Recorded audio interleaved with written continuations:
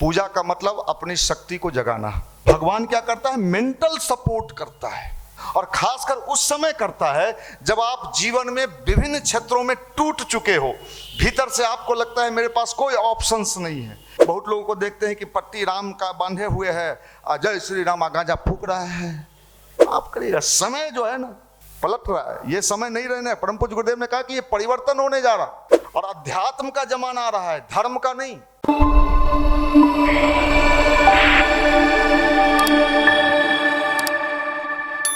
मित्रों, अभी आपको बताया जा रहा था कि कैसे हम अपने जीवन को अच्छा बनाएंगे। अपने को अच्छा बनाना सबसे कठिन काम है।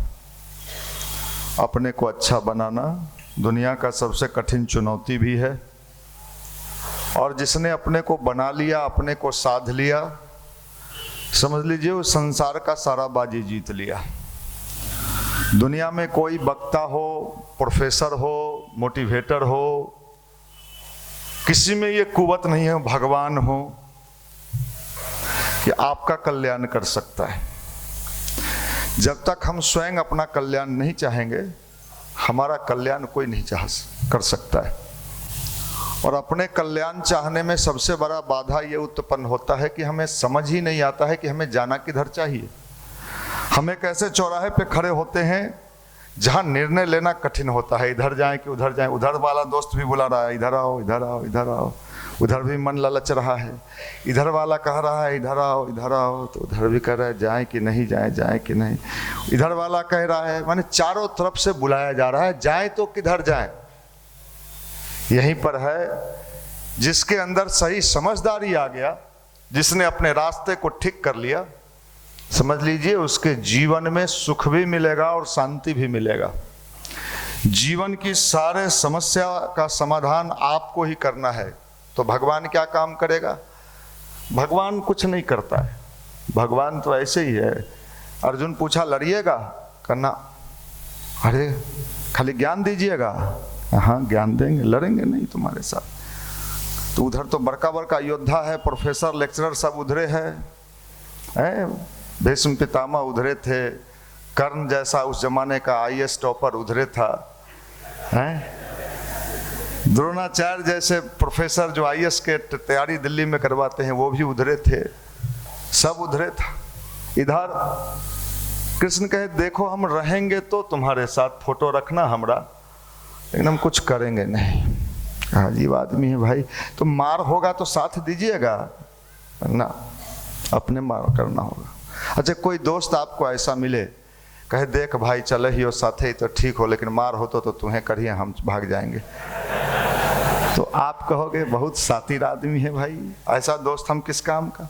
लेकिन भगवान कुछ इसी तरह का खेल व्यक्ति के जीवन में खेलता है, करता तो है, लेकिन वो कहता है आप अपना पुरुषार्थ करिए। रामकृष्ण परमहंस चाहते तो विवेकानंद नौकरी के लिए जो मारे मारे चल रहे थे, अब सच बताइए, आप किसी के यहाँ बार बार जा रहे हैं कि हमको चपरासियों का नौकरी धरवा दीजिए, हम तैयार हैं, और रामकृष्ण परमहंस बार बार उसको टरका देते थे। आप सोचिए उनके जीवन में कितना कष्ट आया।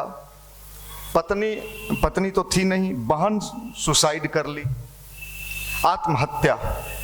स्वामी विवेकानंद की बहन आत्महत्या कर ली, पैसे के कंगाली के कारण, गरीबी के कारण। भाई घर छोड़ के भाग गया, चाचा सारा संपत्ति हड़प लिया उनका, मुकदमा शुरू हो गया, खाने तक की परेशानी, 2-2, 3-3 दिन तक उनके घर में भोजन की व्यवस्था नहीं। और उस अवस्था में डूबते को तीन का सहारा, आदमी सोचता है कहीं पहुंच जाए, जुबे मंडल में चल कहीं कुछ फायदा हो जाए। वो कहाँ जाते थे? रामकृष्ण परमहंस के पास। उतने कष्ट में, पीड़ा में, परेशानी में, और उनके पास सिद्धि था, ताकत था, वो तो हल्का दे देते तो उसी में वो निहाल हो जाते। वो जब भी जाते थे कहते थे कि देखिए हम बहुत कष्ट में हैं, हमको कुछ कीजिए, हमारा बड़ा हालत खराब भेल है। हम तो आज शायद उनका तस्वीर अगर कहीं मिल जाता तो हम लोग उनकी तस्वीर या उनकी चर्चा नहीं करते। और रामकृष्ण परमहंस ने विवेकानंद के लाख चाहने के बावजूद भी उनको कहीं नौकरी नहीं होने दिया, और उसका परिणाम आज देखिए कि पूरी दुनिया में वो फैलते चले गए, सारा संसार उनको प्रणाम करने लगा, सारा विश्व उनको। भगवान का खेल अजीब होता है, अजीब होता है। कई बार समझ में नहीं आता है कि भगवान आपसे क्या खेल कराना चाहता है। और जो इस खेल को कर लेता है तो फिर तो उसके पीछे सारी चीजें आ जाती है। यही है भगवान, और कुछ नहीं। वो आपको सपोर्ट करता है। आईएएस बनना है, अपने पुरुषार्थ से बनो भाई, क्या दिक्कत, आप बनो। लेकिन भगवान क्या करता है, आपको मनोबल देते रहता है, शक्ति देते रहता है, ताकत देते रहता है, वो गिरने नहीं देता है। हाँ, अभी आपको बताया गया 1995, इसमें से शायद एक आध गो किसी का जन्म हुआ होगा तो हुआ होगा। 1995, 31 साल हो गया, 31 साल हो गया, ऐसे ही खड़ा हैं जैसे हैं। अब बताइए, बाप के एगो बेटा थे, पटना यूनिवर्सिटी में भेजा गया था कि हमारा बेटा बनेगा आईएएस। बिहार में सबके सपना है, आईएएस से नीचे तो सोचे के सवाल ही नहीं है। भले लुढ़कते लुढ़कते लुढ़कते हम प्यून चपरासी पर पहुंच जाएं, लेकिन सपना सबका औसत वही होता है कि आईएएस बनना है। और हमारे फैमिली में एक आईपीएस बन गए थे, तो और घर वालों का था कि देखो फलाना निकाल लिया, आईपीएस बन गया, अब तो सपना भी वही। और इधर हम गायत्री परिवार में जुड़ गए, इंटर पास किए और रोड पर लेके हंस रहे हो, आसान काम नहीं था। और हनुमान मंदिर पर किताब लेके बेचते थे। बाप के एगो बेटा थे, कमी संपत्ति का था नहीं, हमारे घर पर सब लोग गए हैं, 22 एकड़ का तो मेरा कैंपस ही है, भगवान ने सब कुछ दिया, इकलौता थे, आज भी है, किसी चीज़ की कमी नहीं है। अब आप कल्पना करके सोचिए, किसी की बुद्धि जब मारी जाती है तो ऐसे ही भगवान क्या करता है, वो पहले सब कुछ छीनता है। ला पैंट ला, नंगे हो जाएंगे सब, केला का पत्ता बांध ले। आप लोगों को किसने समझा दिया कि भगवान देता है? यही समस्या का शुरुआत यहीं से हुआ, और इसी में हम लोग सारा खेल रच दिए। केला लीजिए, सेव है एकदम ललका ललका, खाइएगा तो ठीक, नहीं तो हम लोग तो खेबे करेंगे।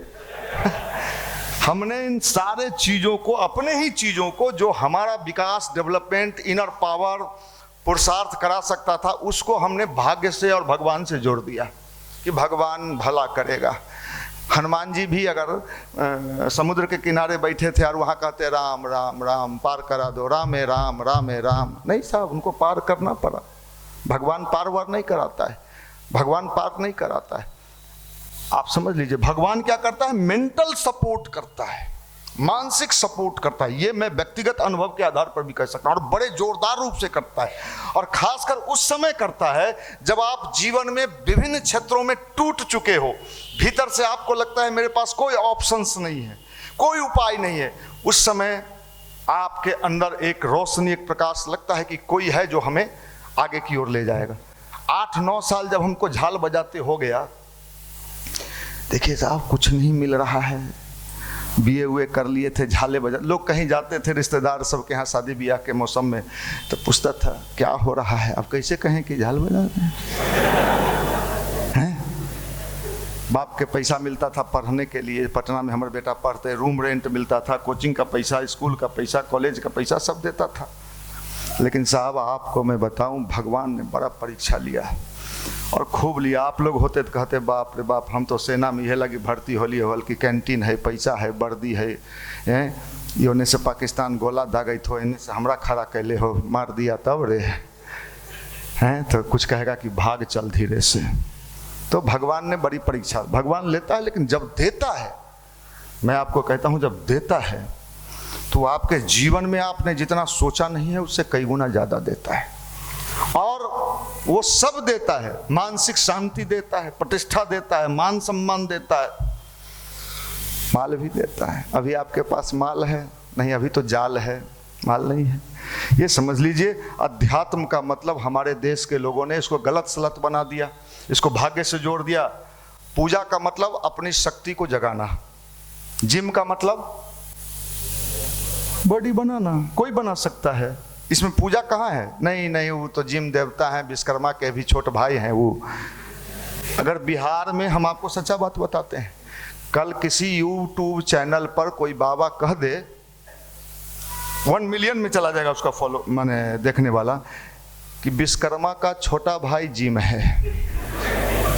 हम आपको पक्का बताते हैं, लरुआ माला उला लेके हमारे लइकन सब वहाँ जाएगा, जो हमरो मसल्स बना दीजिए बाबा, करेगा नहीं? नहीं नहीं करे, हम दुखाई लगे है, मैं कच कच होते लगता है। तो साहब ये तो पुरुषार्थ है, मेहनत है, पावर है, शिवाजी का नाम सुना है आपने? के थे आपके चाचा? बिहार में कुछ हो बोल सकता है, यहाँ तो सब चीज होता है। चलिए, शिवाजी के गुरु कौन थे? समर्थ रामदास। और छावा पिक्चर आया है, आप लोगों ने देखा होगा। समर्थ रामदास ने अपने चेला को कहा, शिवाजी को कहा कि जाओ शेरनी का दूध ले आओ। आपको कहेगा तो और वो गए। संकट में डालता है गुरु। गुरु पहला काम करता है कि आपको संकट में डाल देगा, मरने नहीं देगा। आप जो सेना का कमांडो बनता है, वो कितना कष्ट से जाके तब कमांडो बनता है, कई बार देखता है, लेकिन उसके बाद जो चमकता है और वैल्यू बढ़ता है। तो आप कल्पना करिए, भगवान देता तो है, देने में कोई कोताही नहीं बरतता है, लेकिन देने के पहले लेता है। पहले लाओ तो आपको क्या दें? दो। जो भी बुद्धि है, ज्ञान है, तुम दो, और भगवान वो सब देता है। और आपको हम बता देते हैं, युवा अवस्था में आपकी जो अवस्था है, ये पुरुषार्थ करने की अवस्था है। अगर हमने पुरुषार्थ कर लिया, मेहनत कर लिया, लोग हंसते हैं। अभी नालंदा का डीएम है कुंदन, इस युवा मंडल में कभी 5-6 साल बैठा, गाना गाता था डफली पर। वो तो और धोती कुर्ता भी पहन लेता था पीला। तो उसको देख के लोग मजाक उड़ाता था कि ये पंडित है, पूजा पाठ करता है। अभी डीएम है, प्राइम मिनिस्टर ने 2 अवार्ड दे चुका है उनको। अभी बिहार का ही नहीं, देश का नामी डीएम में सब गिना जाता है, और इसी गायत्री परिवार से जुड़ा हुआ है।